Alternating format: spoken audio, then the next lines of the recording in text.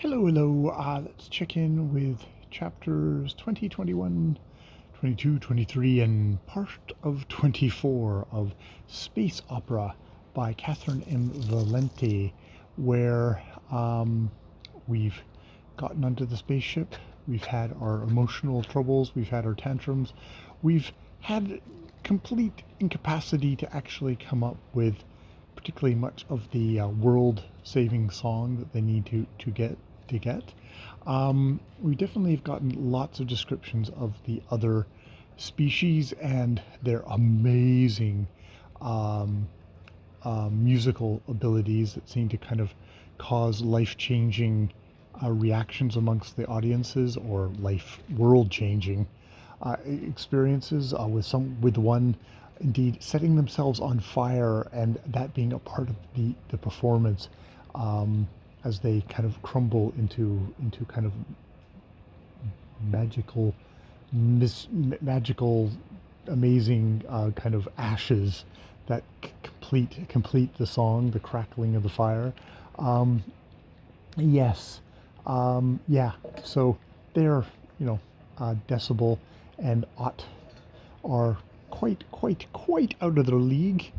Um, they get fed into what looks like a porta potty, but turns out is something to dress them, clothe them in the proper attire, which they're kind of both very kind of about.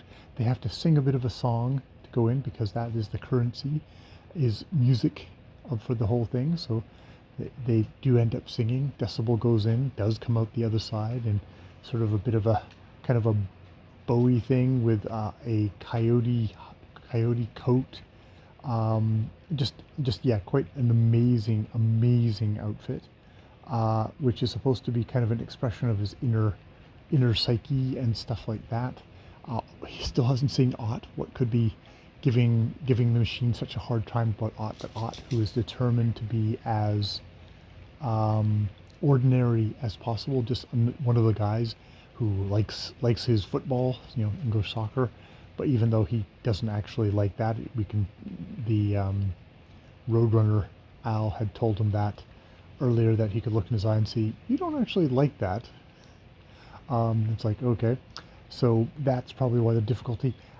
We get there, and he starts meeting the other contestants, one who tries to kill him, and indeed it turns out that there'd been a bit of a rule thing that, like, well, if you don't show up for your performance, then you forfeit and you're last, and you've lost all your resources for a year, and I guess your planet gets destroyed if you're that. So it became apparently a part of the game strategy, not just singing, but also potentially murdering your other species. And indeed, he meets a couple of races, and I'm thinking, oh shit. Apparently, yes, all those grand guignols of description describing all these crazy alien races. These alien races are now in front of us, and we're supposed to remember what happened 4 or 5 chapters ago, which I can to a varying degree.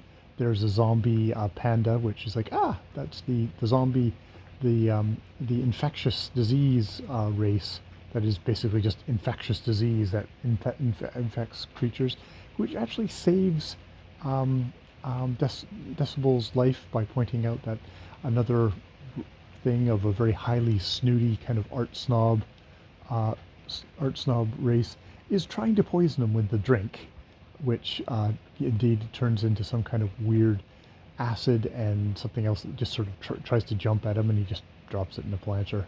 So yeah, that's about where we've gotten so far. Don't know where Odd is, and we're meeting all these races, which there's a part of me that's like, I wish I could have gotten all this info dump as they were meeting the alien races, though that would really slow things down, or we would just simply have to have less of this info dump stuff. So, you know, be that as may, I'm not going to let that stress me out. I'm not going to certainly not going to go back and re-listen to all those chapters, even though some of them were very intricate. Maybe I would flip back and take a little skim of them again. Um, yes, yes. So I guess we'll have to see if the Hitler Dino shows up. Hitler razor, razor, razor claw, razor knife, razor knives. Dino shows up again. It sang with the grinding of its razor knives. Um, Shows up again. We'll see. We'll see. Yeah. So that is this. That's 19 to most of quite a bit of chapter 24 of Space Opera by Catherine M. Valente. More videos later.